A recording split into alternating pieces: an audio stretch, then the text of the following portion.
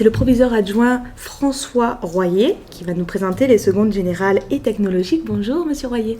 Bonjour Belinda. Alors vous allez commencer par nous présenter donc ces secondes en règle générale, on va dire, justement. Voilà, donc la seconde générale, ils suivent des cours communs, comme toutes les autres filières. Il y a un tronc commun avec des matières phares, français, histoire géo, les langues vivantes, des sciences économiques, des mathématiques, de la physique, de la SVT et de l'EPS, du sport, ainsi que de l'enseignement moral et civique, ainsi qu'une nouvelle matière qui s'appelle sciences numériques et technologies. Ensuite, ils bénéficient de cours d'accompagnement personnalisé qui sont généralement consacrés sur du soutien scolaire autour des matières mathématiques et français. Voilà, donc pour on va dire l'accueil, généralement il y a les tests nationaux qui sont mis en place généralement durant la troisième semaine. Et à partir de là, justement, les professeurs s'appuient de ces résultats pour pouvoir accomplir le programme de l'année. D'accord. Et au-delà de ce tronc commun, nous avons des matières optionnelles. Alors, les matières optionnelles, effectivement, elles ne sont donc pas obligatoires. Elles sont donc de deux types. Donc, les premières, elles s'appellent des enseignements optionnels technologiques. Donc, nous proposons au lycée de la biotechnologie, des sciences de l'ingénieur, des sciences et laboratoires. Donc cela prend 2 heures de plus dans l'emploi du temps d'un élève. Les groupes sont de 20, puisqu'il y a des activités en atelier ou en laboratoire, justement, et ne durent que pour la seconde.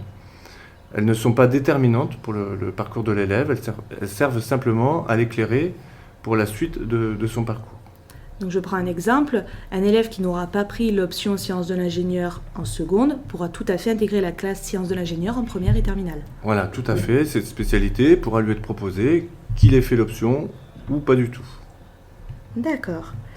Et donc nous avons aussi des options qui durent 3 ans. Voilà, tout à fait. Donc au lycée, nous proposons la langue C, vivante C, qui est l'italien. C'est-à-dire qu'on les nomme A, langue vivante A, B, C.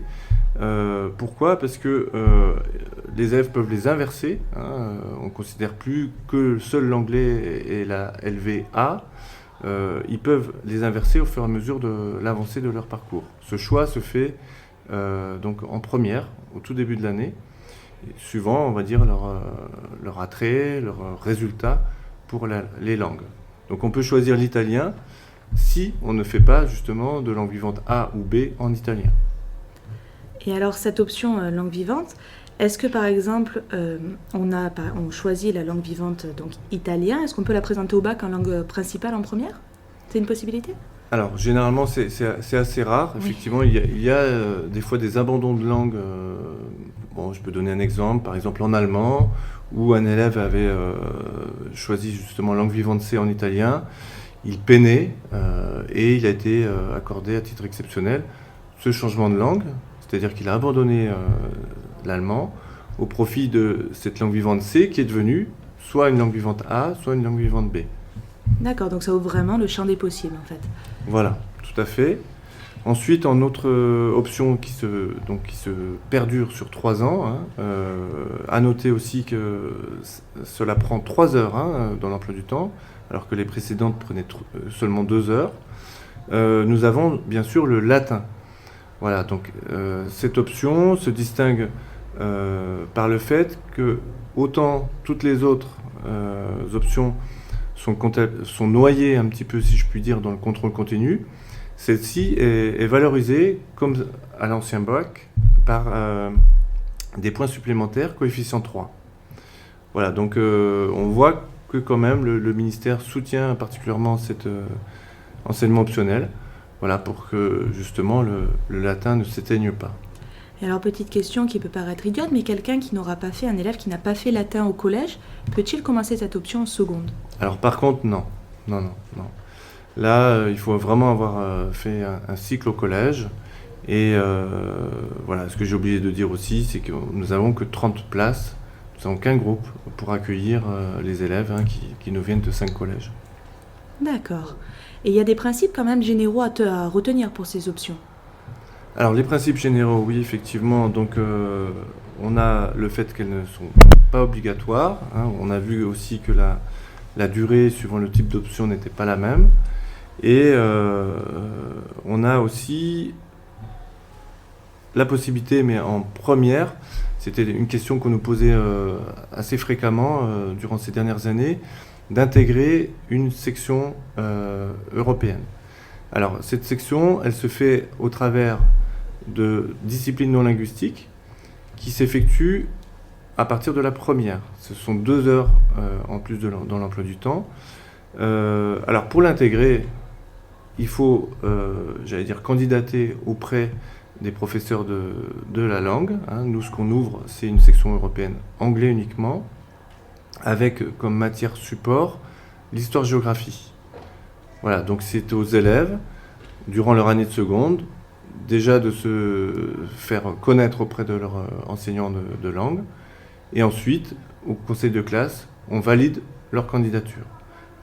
Et ensuite, si on dépasse la capacité d'accueil, on est autour toujours de 25 élèves, un groupe, mais on prendra les plus solides scolairement. Oui, puisque finalement, ce sera suivre un cours d'histoire-géographie dispensé en anglais. Voilà, tout à fait. Donc il faut effectivement de solides bases. Oui. Mais à la fois, on peut ouvrir vraiment à quelqu'un qui a la motivation et qui souhaite vraiment développer des compétences par rapport à un parcours à la suite justement de son lycée. L'intérêt, c'est de prendre des options non plus pour cumuler des points, comme c'était le cas avant, mais pour construire un véritable parcours après le bac. Oui, et puis c'est aussi l'occasion de découvrir justement, d'élargir, je dirais, son champ de vision. Oui, aussi, voilà, de s'ouvrir à l'interculturel, effectivement, et de préparer, comme le veut un petit peu la procédure Parcoursup, son curriculum vitae, où effectivement, là, j'aurai un baccalauréat avec une mention section européenne.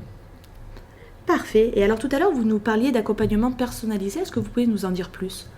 Oui, donc comme je vous disais, l'accompagnement personnalisé propose 3 volets. Donc un volet qui est l'orientation. C'est une question à laquelle on est très sensible. C'est-à-dire que la réforme du lycée a un petit peu complexifié. On a beaucoup de spécialités. On confond les termes options, spécialités. Voilà, donc il nous faut amener de la clarification à toutes les familles. Donc on a justement amélioré notre site internet où on a le détail des spécialités par exemple proposées au sein du lycée. Ça nous permet d'avoir quelque chose d'un peu plus personnalisé. Ce sont les professeurs du lycée qui ont construit ces plaquettes, des fois de manière un petit peu ludique et surtout éclairante justement pour le choix.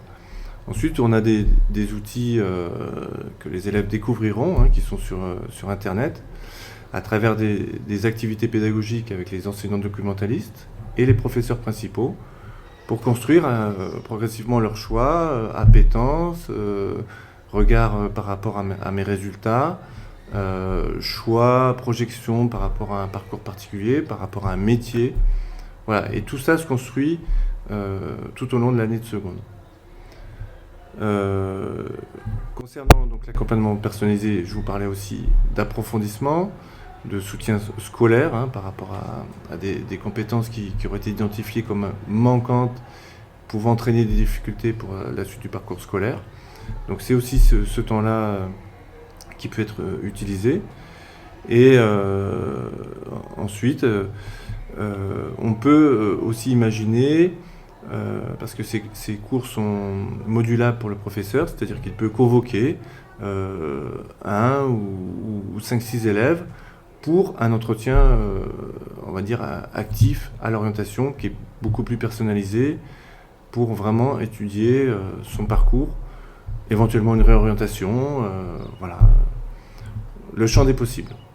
Alors que ce soit l'orientation ou le soutien scolaire, est-ce que c'est imposé ? Vous parliez de convocation. Est-ce que, par exemple, si le professeur ressent un besoin dans l'un ou l'autre, est-ce qu'il peut l'imposer à l'élève ? Alors, ces heures d'accompagnement personnalisé, normalement, sont obligatoires, doivent être données à tous les élèves. Mais voilà, suivant l'opportunité, on va dire de la temporalité, c'est-à-dire que quand on parle par exemple cette année du printemps de l'orientation, donc là où il faut un temps spécifique ou des semaines de l'orientation, où il faut vraiment appuyer, c'est le moment de l'année où on doit commencer à réfléchir, à faire ses choix. Voilà, c'est ce moment-là où le professeur convoquera particulièrement un élève qui est un peu plus perdu, ou prévoir avec lui un rendez-vous vers la psychologue de l'éducation nationale pour qu'elle puisse compléter, on va dire, son accompagnement. Alors les élèves le verront peut-être pas comme ça, mais en fait c'est une véritable chance d'avoir un interlocuteur privilégié. Tout à fait, voilà, c'est ça. Effectivement, on donne du sens à l'entretien qu'on va mener, on va parler vraiment à l'élève, on personnalise effectivement le soutien. Oui. Et alors, et après la seconde, j'ai vu que vous aviez listé un certain nombre de sites qui vont permettre aux élèves de s'orienter. Est-ce que vous pouvez nous les donner ? Oui, alors tout à fait. Donc, comme je vous parlais, il y a le site du lycée Janetti qui vous présentera les filières qui sont présentes au sein du lycée. Donc, la voie technologique qui est plus scientifique chez nous, STI 2D et STL.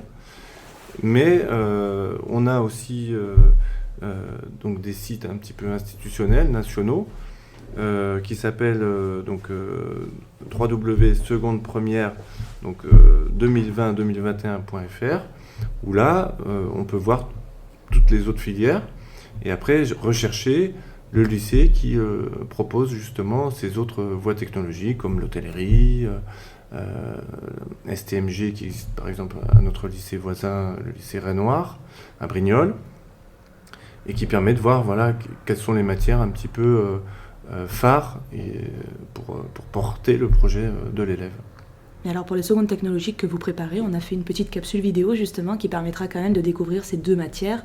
En quelques images bien sûr, on n'a pas pu tout filmer, mais voilà, ça donnera peut-être une petite idée supplémentaire de ce qui est possible de faire. D'accord, bien merci. Merci beaucoup Monsieur Royer, j'espère que ça aura éclairé les futurs élèves et puis leurs parents. C'est le but voilà, de l'émission d'aujourd'hui en tout cas, ouais. Merci à vous. Merci beaucoup.